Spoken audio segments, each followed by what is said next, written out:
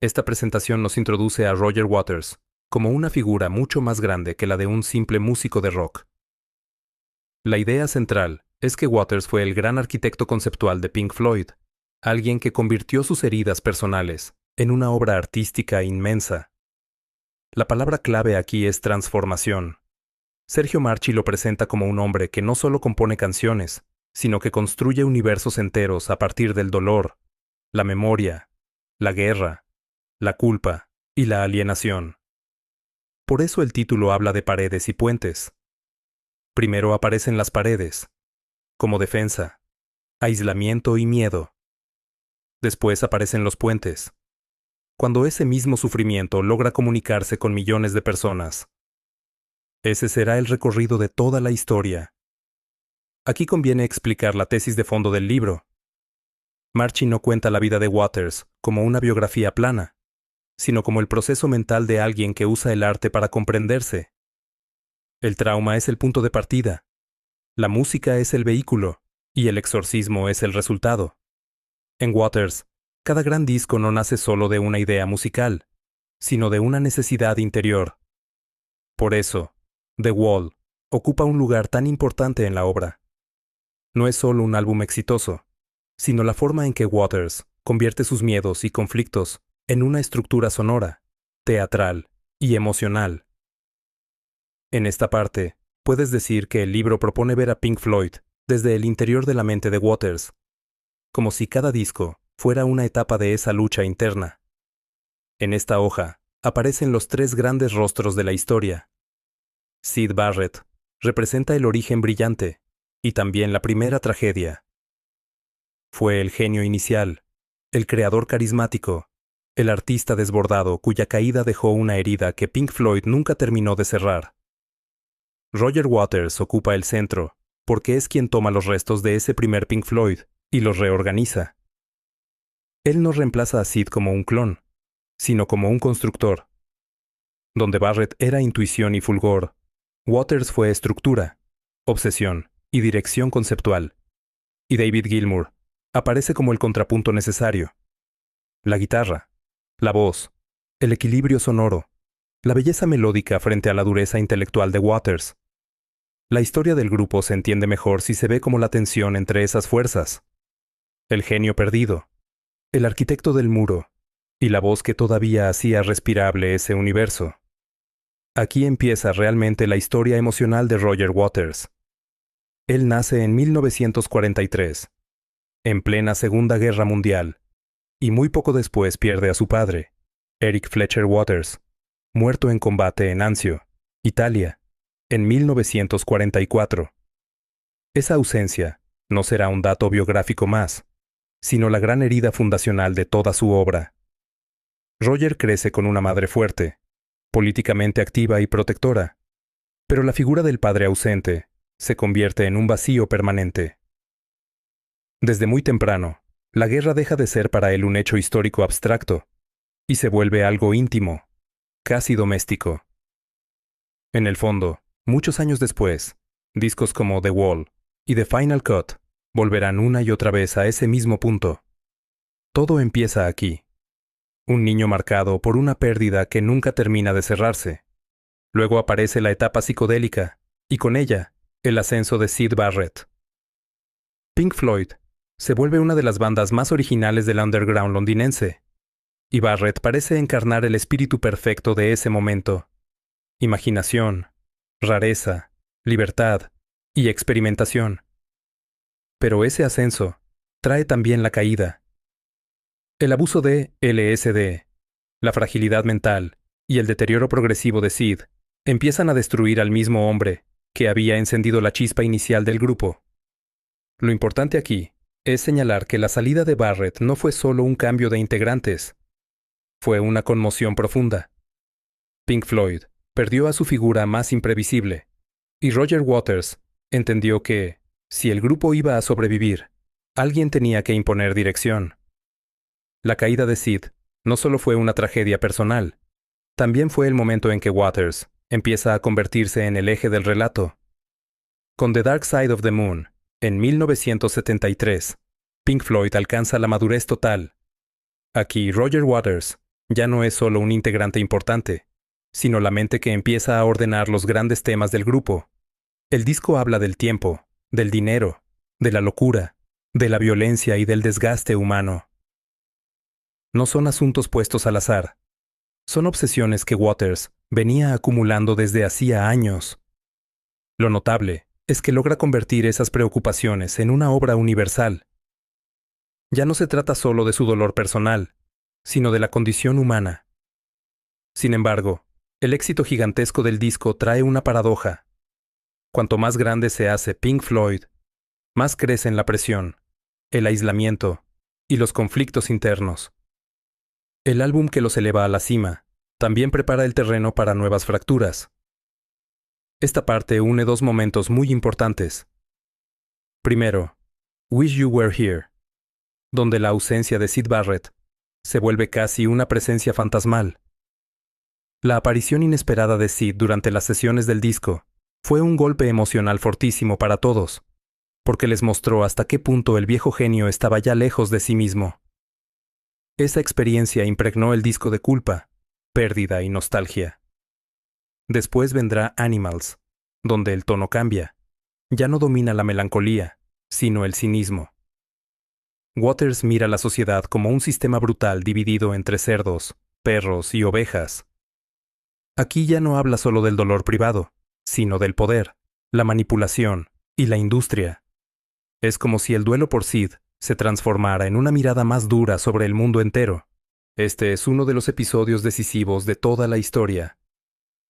En 1977, durante un concierto en Montreal, agotado por las giras en estadios y por la desconexión con el público, Roger Waters escupe a un espectador. No es un simple arrebato, sino un momento de revelación brutal. Waters comprende hasta qué punto se siente separado de la audiencia, alienado por el espectáculo gigantesco que él mismo ayudó a construir. La escena le produce horror, pero también una idea. Si la distancia entre artista y público se ha vuelto insoportable, entonces esa distancia puede convertirse en una imagen total, un muro. Por eso este episodio es tan importante. No es un escándalo aislado, es el instante en que nace simbólicamente The Wall. Aquí llegamos al centro de toda la narración. The Wall, de 1979. Waters toma su experiencia personal y la transfiere al personaje de Pink, una figura ficticia que concentra sus traumas y los convierte en relato. Cada dolor se vuelve un ladrillo. El padre muerto en la guerra, la madre sobreprotectora, la educación opresiva, la traición amorosa, la fama, el miedo a la locura y hasta el fantasma de Syd Barrett quedan incorporados a la construcción del muro. Lo importante es explicar que The Wall no es solo un disco. Es álbum, espectáculo, teatro emocional, película y exorcismo. Pero también es el proyecto que lleva al límite a la banda. Mientras la obra crece como monumento artístico, Pink Floyd empieza a romperse por dentro. En ese sentido, The Wall eleva a Waters y al mismo tiempo destruye el equilibrio del grupo. Después de The Wall viene el desgarro final. La Guerra de Malvinas, en 1982, reactiva con fuerza el viejo dolor de Roger por la muerte de su padre y refuerza su mirada antibélica. De ahí surge The Final Cut, un trabajo todavía más personal, más sombrío y más claramente dominado por Waters. El problema es que ya casi no hay banda en sentido pleno. La distancia con David Gilmour se vuelve irreversible, y Pink Floyd entra en una crisis que ya no puede disimularse. Lo que antes eran tensiones creativas, se convierte en enfrentamiento frontal. Waters llega a considerar que Pink Floyd está acabado, y poco después se abre la batalla legal por el nombre del grupo. Esta etapa muestra algo clave. La misma intensidad artística que le permitió construir obras enormes, también termina por volver inviable la convivencia. La caída del muro de Berlín le da a The Wall una nueva dimensión histórica. Lo que había nacido como metáfora íntima de alienación y trauma, encuentra de pronto un escenario real cargado de simbolismo. En 1990, Waters lleva la obra a Potsdamer Platz, en una zona marcada por la historia de la guerra, la división alemana y hasta la sombra del búnker de Hitler. Ahí The Wall deja de ser solamente el drama de un hombre aislado y se convierte en una ceremonia pública sobre opresión, libertad y memoria histórica. Esa es la fuerza de la obra. Puede empezar en una herida privada y terminar hablando ante cientos de miles de personas, como un lenguaje universal. Aquí conviene subrayar justamente eso. El muro interior de Waters logra dialogar con un muro real que el mundo acaba de ver caer. Muchos años después, llega uno de los momentos más emotivos del relato. Live 8, en 2005. Bob Geldof insiste en reunir a Waters con Gilmour, Mason y Wright por una causa mayor que las disputas personales. Lo importante de esta hoja es mostrar que no se trata de una reconciliación perfecta, ni del regreso estable de Pink Floyd, sino de una tregua cargada de historia. Por unos minutos, la banda vuelve a tocar junta, y el pasado queda suspendido. El gesto tiene un enorme peso simbólico, porque demuestra que, al menos una vez más, la música pudo imponerse al resentimiento. Con el tiempo, esa reunión se volverá todavía más conmovedora, porque será la última vez que los cuatro compartan el escenario antes de la muerte de Richard Wright. La relación de Roger Waters con Argentina ocupa un lugar muy especial. Marchi subraya que Waters no compartió el fervor nacionalista británico durante la Guerra de Malvinas, y que su postura antibélica generó una conexión particular con el público argentino. Esa cercanía no es solo política, sino también emocional. En Argentina, la obra de Waters encontró una recepción muy intensa, como si su mirada contra la guerra, la manipulación y el autoritarismo resonara de un modo especialmente fuerte. Por eso sus presentaciones en River se volvieron un fenómeno enorme. Aquí puedes remarcar que no se trata solo de récords de público. Lo más importante es que el artista que alguna vez levantó un muro para aislarse, encontró en este país una de las conexiones más poderosas con su audiencia. Esta hoja funciona como una síntesis interpretativa. La comparación con John Lennon ayuda a entender mejor a Waters. En ambos casos, el arte sirve para enfrentarse con heridas íntimas, especialmente ligadas al abandono, la pérdida y la necesidad de decir lo que duele. Pero en Waters hay algo particular. Él no se limita a cantar el trauma.